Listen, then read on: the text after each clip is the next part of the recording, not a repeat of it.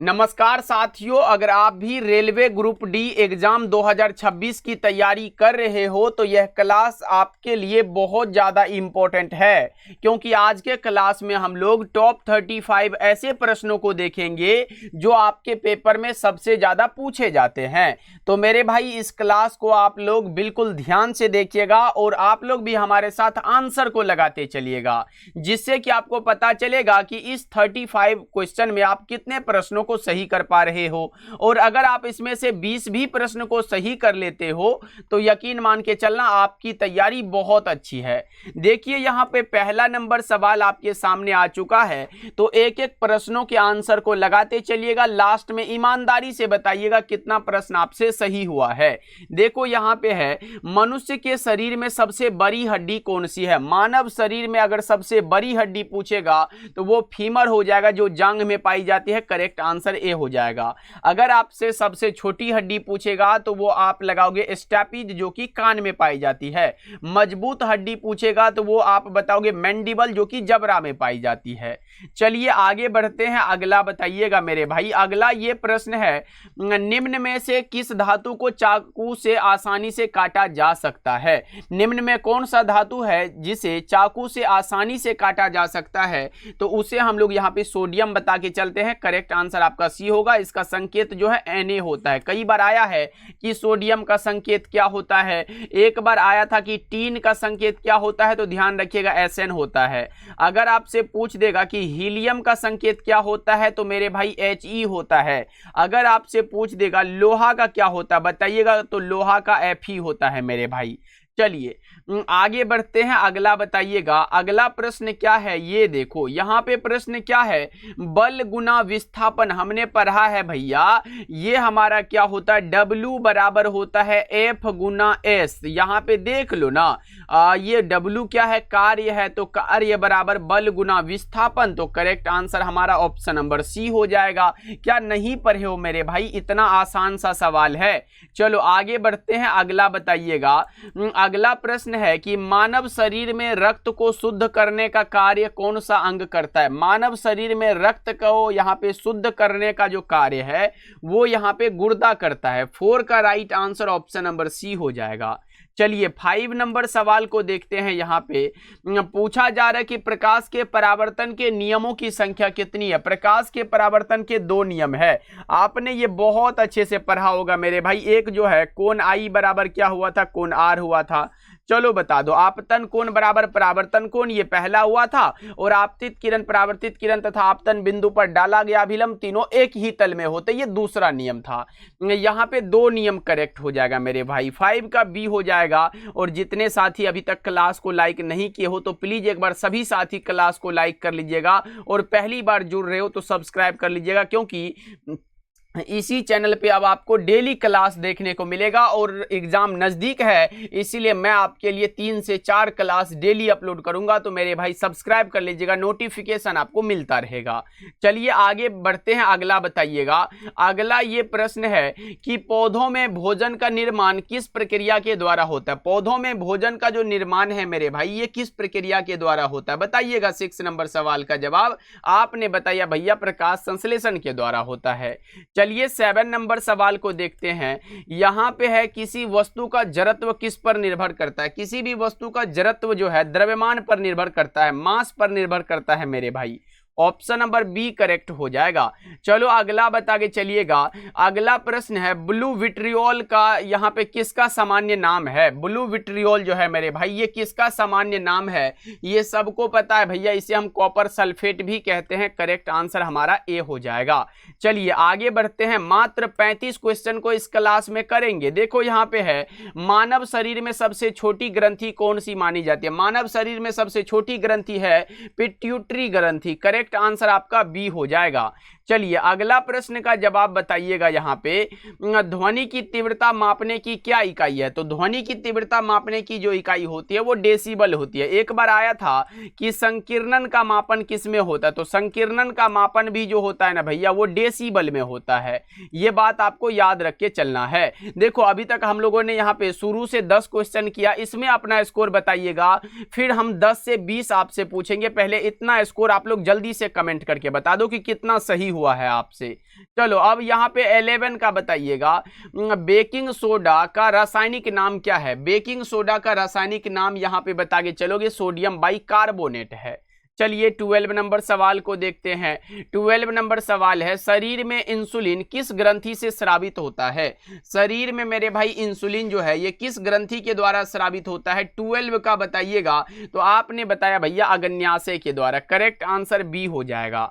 चलो बताओ यहाँ पे 13 नंबर सवाल और सबसे आसान सवाल है कि जब प्रकाश एक माध्यम से दूसरे माध्यम में जाता है और मुड़ जाता है तो इस घटना को क्या कहते हैं? तो इस घटना को हम प्रकाश का अपवर्तन कहते हैं, रिफ्रैक्शन ऑफ लाइट कहते हैं मेरे भाई।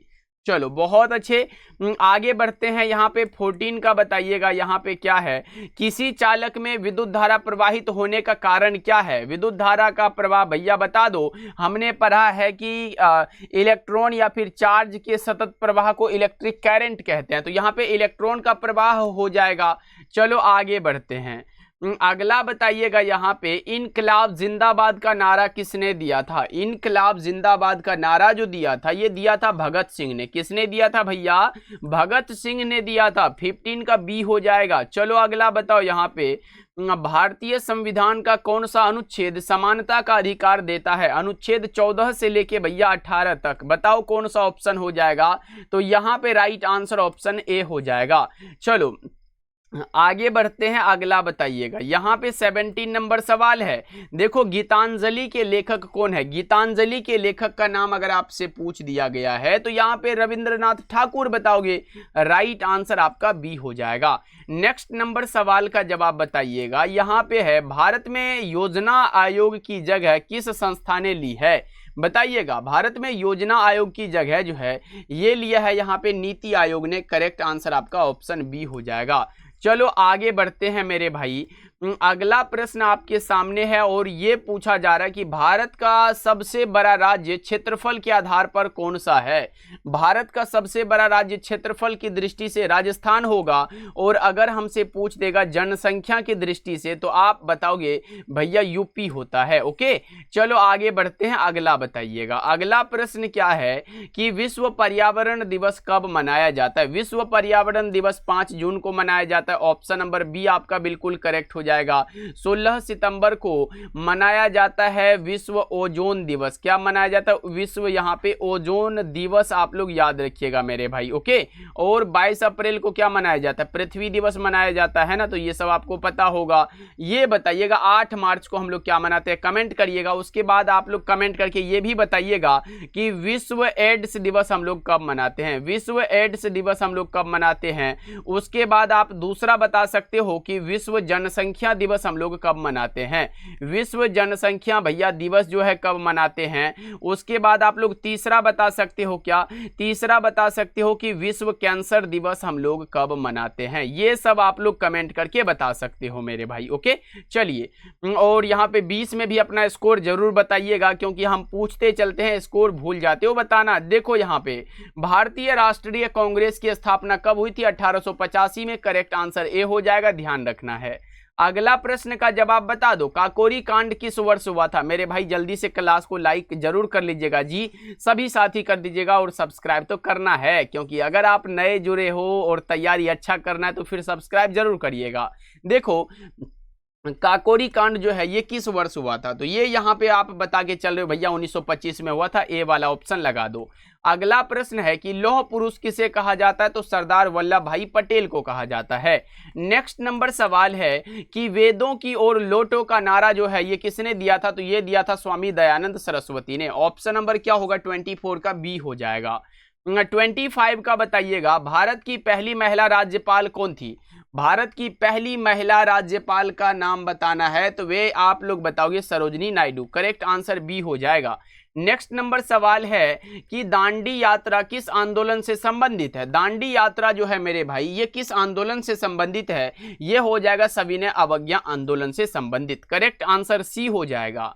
नेक्स्ट नंबर सवाल है, अंतर्राष्ट्रीय योग दिवस कब मनाया जाता है? अंतर्राष्ट्रीय योग दिवस जो है मेरे भाई ये मनाया जाता है 21 जून को। कब मनाया जाता है मेरे भाई? 21 जून को मनाया जाता है। चलो अगला बतागे। चलो यहाँ पे प्रश्न है, भारतीय संविधान का हृदय और आत्मा किसे कहा जाता है? अनुच्छेद 32 को कहा जाता है, जो कि संवैधानिक यहाँ पे उपचारों के अधिकार से संबंधित है। करेक्ट आंसर आपका ऑप्शन सी हो जाएगा। नेक्स्ट नंबर सवाल का जवाब बताइएगा आप लोग। ये रहा प्रश्न आपके सामने कि भारतीय राष्ट्रीय कांग्रेस के प्रथम मुस्लिम अध्यक्ष कौन थे? बताइएगा जल्दी से। भारतीय राष्ट्रीय कांग्रेस के प्रथम मुस्लिम अध्यक्ष कौन थे? तो आप बता रहे हो कि बदरुद्दीन तैयब जी थे। करेक्ट आंसर ए हो जाएगा। नेक्स्ट नंबर सवाल है आपके सामने कि अलकनंदा और भागीरथी, क्या मेरे भाई अलकनंदा और भागीरथी नदियों का संगम कहाँ होता है? बताइएगा इसका संगम स्थल भैया क्या बता रहे हो? तो यहाँ पे देवप्रयाग बता रहे हो। चलो आगे बढ़ते हैं। अगला प्रश्न यहाँ पे है, भारत के नियंत्रक एवं महालेखा परीक्षक यानी कि सीएजी की नियुक्ति कौन करता है? सीएजी की नियुक्ति कौन करेगा मेरे भाई? बताइएगा। तो ये यहाँ पे हो जाएगा राष्ट्रपति। Correct answer option number C हो जाएगा। चलो तो आप हमें बताइएगा कि राष्ट्रपति का शासन जो है भारतीय संविधान के किस अनुच्छेद में है? ये कमेंट करके बताइएगा। चलो आगे बढ़ते हैं। अगला ये प्रश्न है कि आर्य समाज की स्थापना किसने की थी? आर्य समाज की स्थापना, तो आप हमें ये भी बता सकते हो कि ब्रह्म समाज की स्थापना किसने की थी? ये भी कमेंट कर सकते हो आप लोग अगर पता हो तो। और आर्य समाज की स्थापना यहाँ पे स्वामी दयानंद सरस्वती बता रहे हो। क्या बता रहे हो? स्वामी दयानंद सरस्वती। चलो आगे बढ़ते हैं, अगला बताइएगा। अगला प्रश्न है, भारत का सर्वोच्च नागरिक सम्मान कौन सा है? भारत का सर्वोच्च नागरिक सम्मान है भारत रत्न। कौन सा है? भारत रत्न है। करेक्ट आंसर सी हो जाएगा। चलो नेक्स्ट नंबर सवाल का जवाब बता दो। यहाँ पे प्रश्न है, लोकसभा का कार्यकाल सामान्यतः कितने वर्षों का होता है? लोकसभा है, अगर राज्यसभा होता तो हम लोग आगे देखते 6 वर्ष लगा देते, लेकिन यहाँ पे लोकसभा का कार्यकाल है तो 5 वर्ष लगाएंगे। राइट आंसर बी हो जाएगा। और इस क्लास का आपका लास्ट सवाल है कि सूर्य मंदिर कोणार्क जो है ये किस राज्य में है? तो ये ओडिशा राज्य में है। करेक्ट आंसर आपका ए हो जाएगा। भैया जा कहाँ रहे हो? पहले तो बताओ, अपना स्कोर तो बता दो। इसमें कितना स्कोर हुआ है आपका? कम से कम भैया यहाँ पे 25 से ज़्यादा हुआ है कि नहीं? बताइएगा एक बार। और जितने साथी नए नए जुड़े हो सब्सक्राइब कर लीजिएगा मेरे भाई, क्योंकि अब की बार आपको रेलवे ग्रुप डी में सिलेक्शन चाहिए तो चाहिए। ज़्यादा से ज़्यादा प्रैक्टिस सेट कर लेंगे जिससे कि हमारा स्कोर जो है 100 में कम से कम यहाँ पे 60 प्लस हो जाएगा ना भैया, सिलेक्शन पक्का हो जाएगा। 60 प्लस कहने का अर्थ है कि भैया 60 और 80 के बीच आता है तो हम 60 से ज़्यादा करेंगे। बस आप लोग अच्छे से तैयारी करो मेरे भाई, ओके। और डेली इसी चैनल पे आपको क्लास होता है तो आप लोग जुड़ सकते हो हमारे साथ सब्सक्राइब करके। सब्सक्राइब रहेगा तो नोटिफिकेशन मिल जाएगा। मिलते हैं अगले क्लास में, तब तक अपना ध्यान रखिएगा। एक एक प्रश्नों को याद करके आइएगा।